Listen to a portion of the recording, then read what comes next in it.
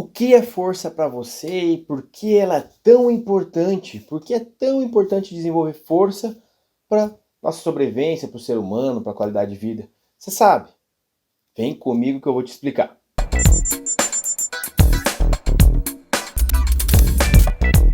Salve, salve galera! Estamos começando mais um vídeo aqui no meu canal. Meu nome é Bruno Aldenúcio, sou criador do Sistema Terapêutico Funcional, do Treinamento Clínico Funcional. Eu sou autor do único livro sobre esse tema, Treinamento Clínico Funcional.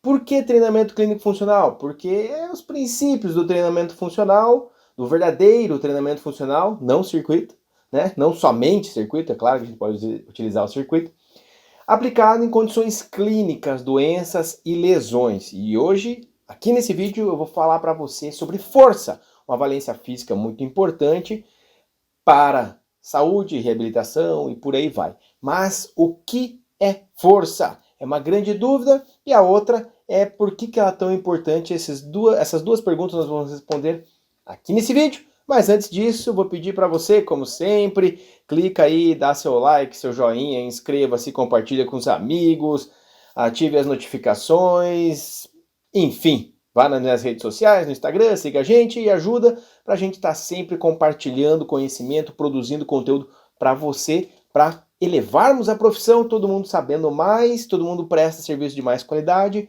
a profissão fica mais bem vista pela população. Vamos lá, o primeiro ponto, o que é força? Aqui tem muita coisa para a gente falar. Primeiro vamos falar da definição de força. É massa vezes aceleração. Essa é a definição de força.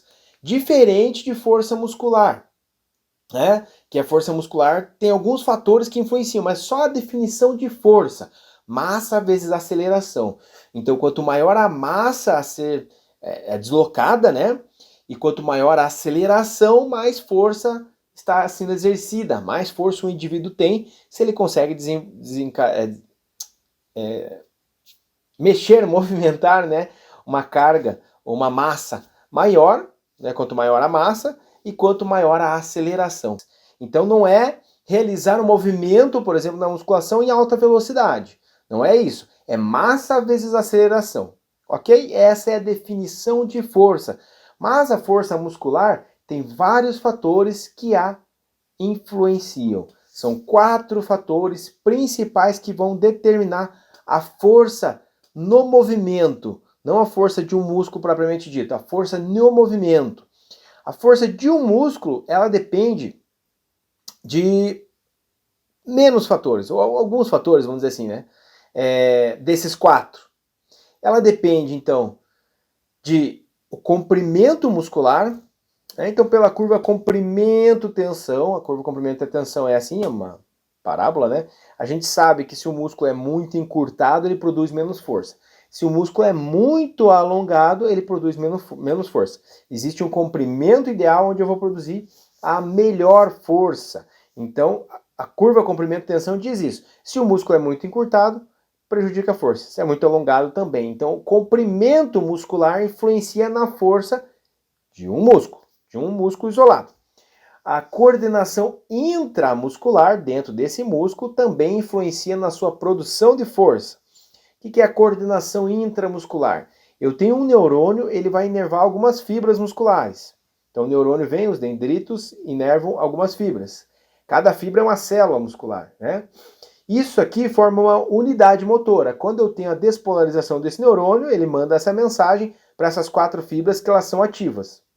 O que pode fazer com que elas não sejam ativas, né? Falta de neurotransmissor, falta de energia para a contração muscular, alteração da homeostasia do cálcio intracelular. Então, não necessariamente eu vou ter as 4 sendo ativas só porque o impulso nervoso veio aqui, né? Eu tenho que ter algumas condições intracelulares para isso também, né? Se uma célula ela está com uma questão de equilíbrio ácido básico prejudicado, ela teve uma alta acidez, o que desnaturou as enzimas, ela vai ter prejuízo na produção ou na ressíntese de energia e pode não ser mais ativada, né? E as outras podem ser. Então é difícil, né, acontecer, porque o estímulo vem para as 4, Então, se eu tenho elas utilizando, teoricamente o gasto energético é igual, o metabolismo é igual, enfim, né? Mas eu estou dando alguns exemplos que pode ser isolado de uma célula e não tem a ver aqui com o neurônio. Mas enfim, isso aqui é uma unidade motora. O neurônio inerva essas fibras, é uma unidade motora. Dentro de um músculo eu tenho várias unidades motoras. E quando eu recruto essas unidades motoras de uma forma coordenada, eu produzo mais força. Agora, se eu ativo uma unidade motora, depois eu ativo outra, a primeira já relaxou e ainda estou realizando movimento, veja, se a primeira já relaxou, algumas fibras não foram ativadas enquanto aquelas lá estão sendo ativadas e eu ainda estou no movimento. Então eu não consigo produzir tanta força. Se eu ativar todas as fibras musculares de uma vez, todas as unidades motoras sincronizadas, forem ativas sincronizadamente, aí sim eu produzo mais força. Eu costumo usar esse exemplo, né? Nós temos dois exércitos. Os dois exércitos tem lá um monte de soldados, né? Então esse exército aqui, para ganhar esse aqui, ele precisa ir com todos os soldados ao mesmo tempo. Nós temos um comandante que ele já analisou isso, falou, se a gente for todo mundo ao mesmo tempo, a gente ganha a batalha. E aí ele fala, vai! Aí uns vão, daí outros estão dormindo, vão depois, daí os outros vão depois. Esses que chegaram primeiro, morreram, porque eles têm uma capacidade menor, porque os outros estão vindo atrás. Aí morre. Aí ele perde a batalha. Se ele falar vai e vai todo mundo junto, pum, aí ele ganha a batalha. Então, quanto mais sincronismo, quanto mais sincronizada for as nossas unidades motoras, aí sim mais força eu tenho. Isso a gente está falando dentro de um músculo só. Ainda pensando em um único músculo, o seu tamanho, a área de secção transversa. O que é a área de secção transversa? Eu pego meu músculo, corto ele transversalmente e viro, e a gente vê essa área dele. Quanto maior, mais hipertrofia em paralelo nós tivemos. Sarcômeros adicionados um em cima do outro. Sarcômeros em paralelo. Teoricamente, mais miofibrilas nós temos. Se eu conseguir ativar todas essas miofibrilas e esses sarcômeros, eu produzo mais força. Concorda? Então, vamos lá. Fatores que determinam a força de um músculo. A coordenação intramuscular, o recrutamento e a sincronização de unidades motoras, o comprimento desse músculo, tem que ter um comprimento ideal, não muito alongado e não muito encurtado, existe um comprimento ideal, e o terceiro fator que eu comentei, a área de secção transversa, ou seja, o seu tamanho, né? O tamanho dessa célula, o número de miofibrilas e até o número de células também pode ocorrer, né? Que é a hiperplasia celular. Alguns autores não acreditam, mas nós acreditamos tanto na hipertrofia como na hiperplasia. Eu mesmo escrevi um artigo de revisão sobre hipertrofia muscular, vias hipertróficas, e nós falamos um pouco sobre a hiperplasia. Quando nós falamos a hipertrofia muscular, a aumentar a área de secção transversa, isso está relacionado tanto com a hipertrofia celular, o aumento da célula, quanto a hiperplasia celular, o aumento do número de células. Aí eu tenho uma hipertrofia muscular. Ok? Não confunda uma coisa com a outra. Quando nós falamos de hipertrofia muscular, pode estar relacionado que lá no seu músculo, né, a questão celular, nós temos a hipertrofia celular e a hiperplasia celular. Ok? Tem mais um fator aí que vai ser determinante da força do gesto que você vai realizar. Que daí não envolve só um músculo, envolve vários músculos. Que é a coordenação intermuscular, entre os grupos musculares. Veja, para eu realizar um movimento, eu tenho que ativar um determinado grupo de músculo, eu tenho que diminuir a ativação de outro grupo, do seu antagonista, eu tenho que ter músculos estabilizadores para estabilizar uma articulação, eu tenho que ter músculos sinergistas para ajudar aquele movimento, eu tenho músculos neutralizadores para neutralizar um possível movimento que eu não quero que aconteça.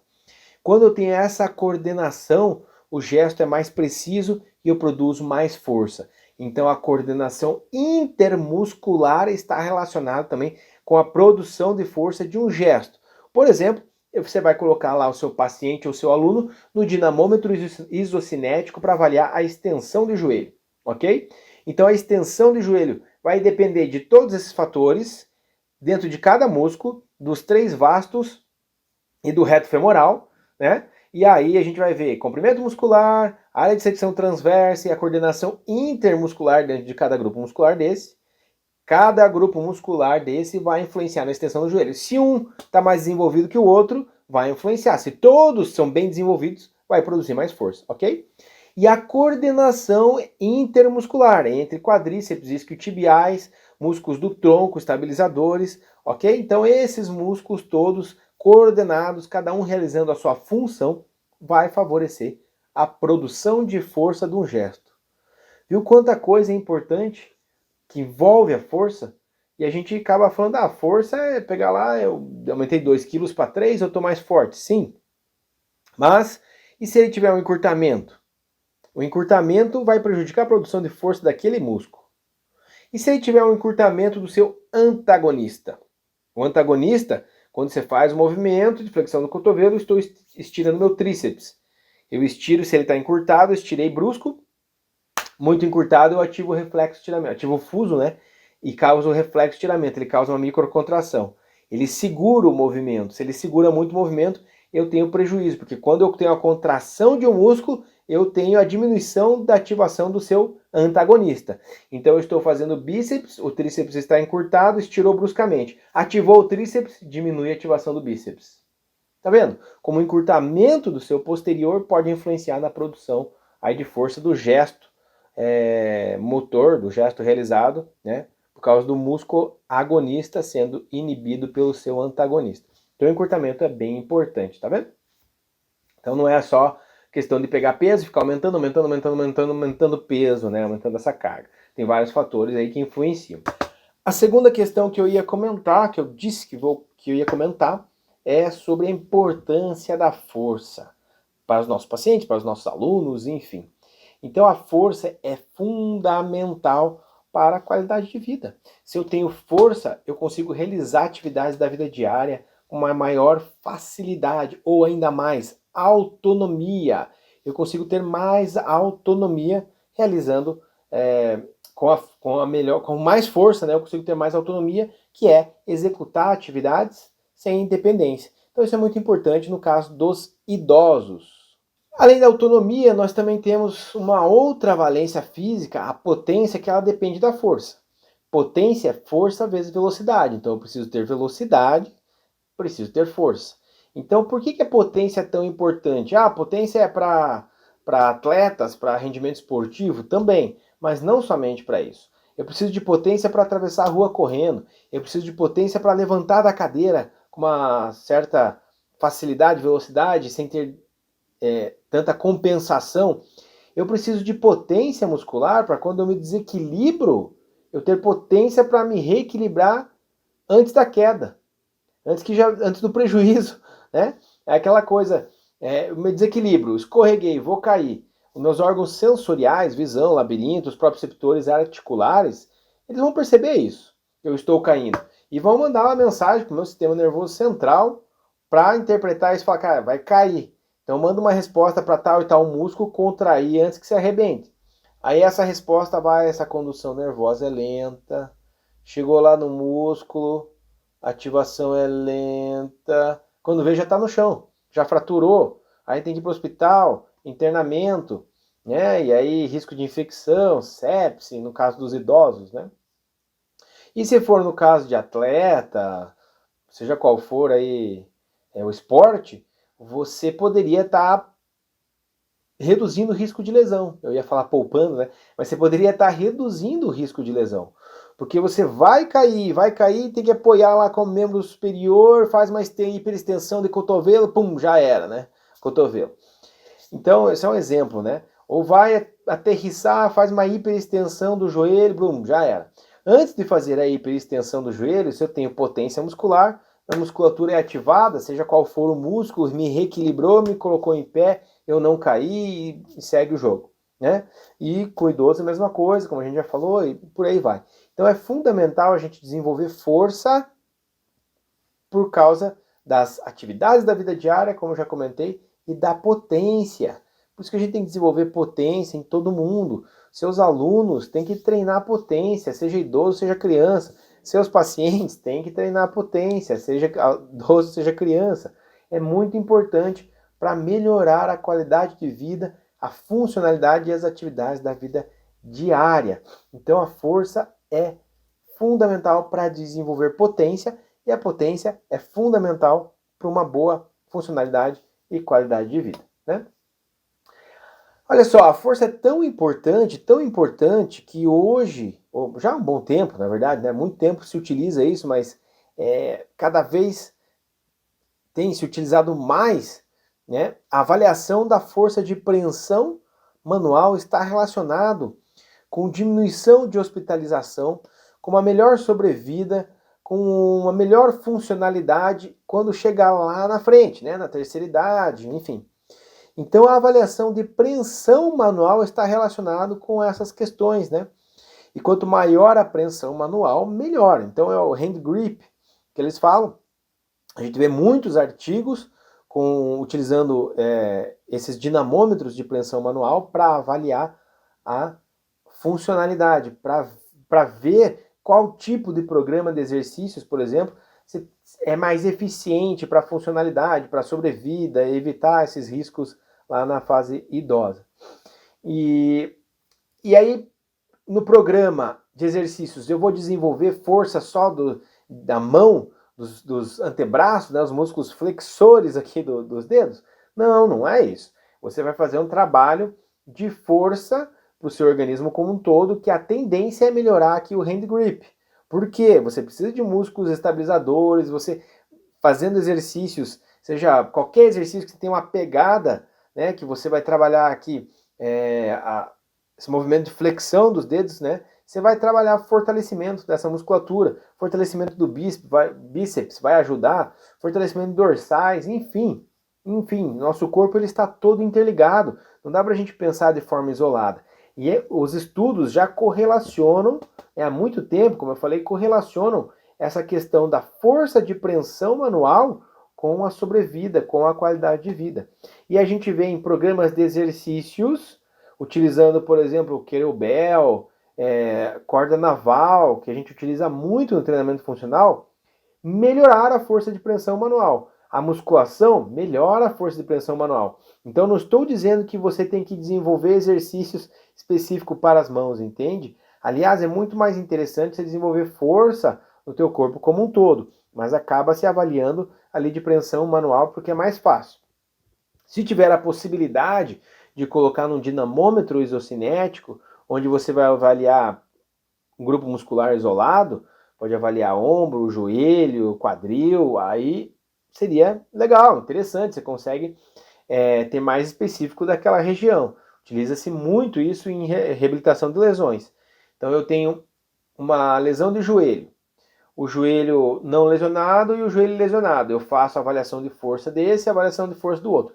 E vejo essa discrepância. Se eu tenho uma discrepância muito grande, muito significativa, esse é um critério para não dar alta, né? Eu vou tentar restabelecer isso. Como é que a gente faz na prática, quem não tem acesso a esse equipamento?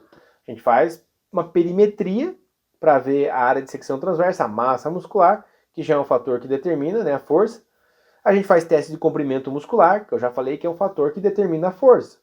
Então eu vou fazer um teste de comprimento muscular do quadríceps de um lado, quadríceps do outro lado. Vou fazer um teste, a perimetria com a fita métrica e vou ver a diferença que tem. Se tem uma diferença muito grande, eu preciso continuar fazendo um trabalho de hipertrofia para dar alta para esse paciente. Então o fisioterapeuta ele tem que entender sobre treinamento de força. O fisioterapeuta ele tem que entender sobre hipertrofia. O personal trainer, óbvio, né? Se não entender, ele não é nem personal trainer, ele é um enganador. Se não entender sobre esses pontos, né? Que é o que ele mais faz. Mas a gente tem que entender, e para entender isso, a gente tem que entender o que é força e os fatores que determinam a força. Olha como sabendo, simples aqui, eu falei para vocês há 20 minutos aqui, mas no início do vídeo eu já falei os fatores que determinam a força. Você vai para a prática, antes de dar aula para o seu paciente, você vai fazer uma perimetria e avaliar o comprimento muscular. Se esse comprimento está muito diferente, mesmo que seja de forma subjetiva, você vai conseguir identificar se tem muita discrepância de um lado para o outro. Mesmo com a fita métrica, que tem erro, né? Você vai conseguir identificar para saber se você dá alta ou não. E associa isso a testes, obviamente, né? Alguns testes específicos que a gente utiliza para critérios, testes de funcionalidade. Aí, tema para um outro vídeo. Se você quer saber sobre testes para alta de lesões, ou testes para funcionalidade, para avaliar pré-participação, pré-programa, ou pré-participação de exercícios e testes para alta, deixa um comentário aqui embaixo, escreve aí, pô professor, faz aquele vídeo, grava aquele vídeo sobre os testes. Aí a gente vai fazer esse vídeo aí para vocês, falando sobre alguns testes funcionais, testes dinâmicos, que nos mostram a coordenação intermuscular. Porque se eu não tenho uma boa coordenação intermuscular, eu vou ter diferença de um lado para o outro, né? O lado lesionado com o não lesionado. Se eu não tenho lesão, eu só vim treinar, se eu não tenho uma boa coordenação intermuscular, eu vou apresentar déficits nesse teste, e tem alguns testes que tem uma referência, né? Valores de referência, a gente olha lá e fala, cara, não dá para aceitar. Então, antes da gente partir para um treinamento de força ou um treinamento buscando hipertrofia com altas cargas, eu preciso melhorar a coordenação. Eu preciso desenvolver, talvez, estabilizadores, ou talvez simplesmente ensinar o gesto motor de uma forma mais eficiente, para que não tenha essas compensações, para depois a gente chegar lá e socar a carga, né? Como a gente fala, tá certo? Então olha como isso faz bastante diferença. Não adianta você colocar um monte de carga e ele ter uma compensação gigantesca, utilizar vários grupos musculares, o que ele menos vai utilizar é aquele músculo que era para ser o agonista do movimento. Sem contar as compensações articulares, que lá na frente podem trazer lesões, né? Hoje tem um pessoal que critica um pouco o terrorismo biomecânico. Eu também acho que o terrorismo biomecânico é ruim. Mas o que é terrorismo biomecânico? Você ter um certo cuidado não é terrorismo. Porque você fala, isso não vai desenvolver lesão. Quando tiver lá 60, 70 anos, você vai ver, né, os problemas decorrentes disso aí. É lógico que fortalecer a musculatura é muito mais importante do que ficar parado, senão os malefícios lá na frente vão ser muito maiores, né? Mas vai fortalecer com qualidade, faz uma progressãozinha e vai incrementando aí aos poucos. Tenha raciocínio, ok? Falando dos idosos, então, para a gente finalizar, mais um ponto aqui de força, para a gente finalizar, é a questão da sarcopenia. Então a gente vê que a maior condição que aparece no idoso é a sarcopenia, a perda de massa muscular. A sarcopenia é a perda acentuada de massa muscular. Se você perde massa muscular, você perde força.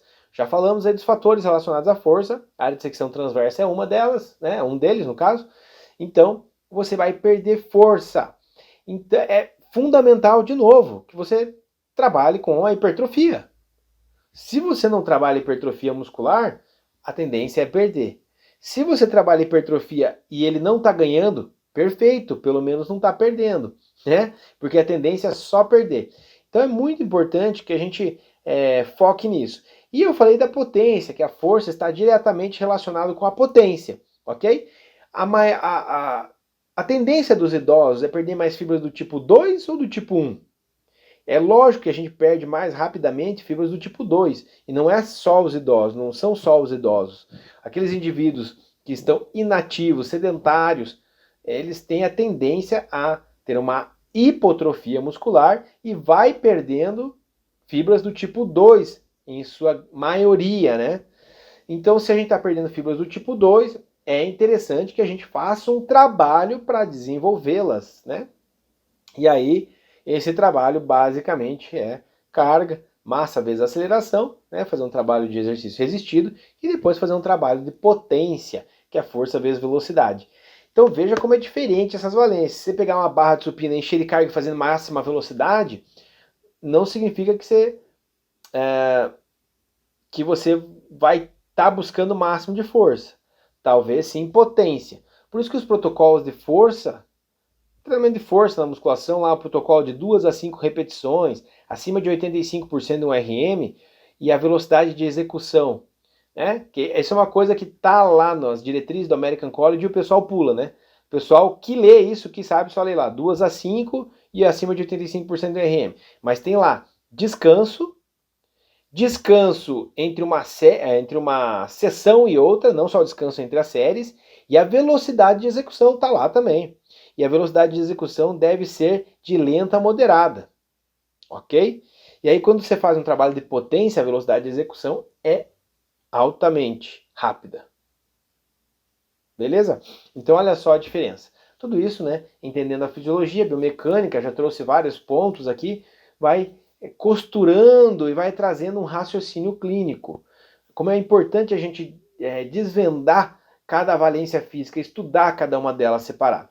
É por isso que no treinamento clínico funcional, a gente fala de cada valência separadamente, né? Então no livro eu tenho um capítulo para cada valência. No curso, a gente fala das valências e faz exercícios específicos para desenvolvê-las. É lógico que você não consegue fazer um exercício para isolar uma valência. Eu vou fazer um trabalho de tiro, corrida, pum. Eu vou trabalhar a velocidade de reação, que eu vou dar um estímulo e vai sair. Vou trabalhar a aceleração e velocidade, mas também tem agilidade, né? Porque aceleração e desaceleração. Eu também tenho, trabalho de potência, né? Já foi falado, potência, velocidade e agilidade, né? Mas qual que é a prioridade? A potência, quanto mais ciclo alongamento e encurtamento, mais importante. Então, o que eu mais vou desenvolver potência é pliometria, ok? Mas não significa que ali você não vai estar desenvolvendo também. Quando eu faço um trabalho na escada de agilidade, é um trabalho coordenativo, desenvolve coordenação na escada de agilidade. Mas agilidade também, lógico, você tem mudança de direção, aceleração e desaceleração, mas é tão brusco, tão intenso quanto você colocar uns cones, pedir para o seu paciente ou aluno, corre, vai num cone, toca, muda para o outro, toca. É muito mais brusca essa aceleração, essa desaceleração. É muito mais agilidade. A escadinha acaba sendo muito mais coordenativa, mas não significa que eu não estou desenvolvendo a outra valência, ok? Então tudo isso é importante e agora com a explicação desse vídeo, você já sabe mais sobre a valência força, a importância dela e como desenvolvê-la. E quer saber mais sobre as outras valências? Vem com a gente fazer o curso de treinamento clínico funcional, nós temos online, temos presencial. Se não tiver, dá uma olhada na sua cidade, se não tiver, vai para o online, procura aí na internet, treinamento clínico funcional. Vai lá no meu Instagram, você consegue encontrar, e se quiser adquirir o livro, também lá no meu Instagram, no meu perfil, você consegue encontrar. Compartilhe esse vídeo com pelo menos um fisioterapeuta ou personal. Vamos divulgar o conhecimento. Quanto mais a gente divulgar, mais interessante. Todo mundo começa a melhorar, a gente sobe a régua. O que acontece? Os clientes começam a ver resultado e falam, cara, isso é fundamental, isso é indispensável na minha vida. Eu não posso mais viver sem fisioterapeuta ou personal, né? E o que acontece? Fala para o outro, fala para o outro. A população começa a nos valorizar. Então todo mundo consegue ter emprego, todo mundo consegue cobrar bem. Agora, enquanto tiver alguém cobrando menos, bem baixinho, bem menos, e um outro cobrando lá, o cliente ele vai fazer uma média e tal, né? Se todo mundo tem um conhecimento alto, elevado, se todo mundo tem segurança na hora de prescrever exercício, ó a régua. Então compartilha com um amigo para ajudar o crescimento da profissão. Mais uma vez peço para você se inscrever aqui no meu canal, ative as notificações para receber sempre conteúdo gratuito. Qual que é a minha intenção com isso? Divulgar o meu trabalho, obviamente, não tenha dúvida disso, e além disso, compartilhar conhecimento para a gente subir a régua. Se você cobra mais, eu cobro mais, crescemos todos juntos, nos vemos no próximo, um grande abraço e tchau!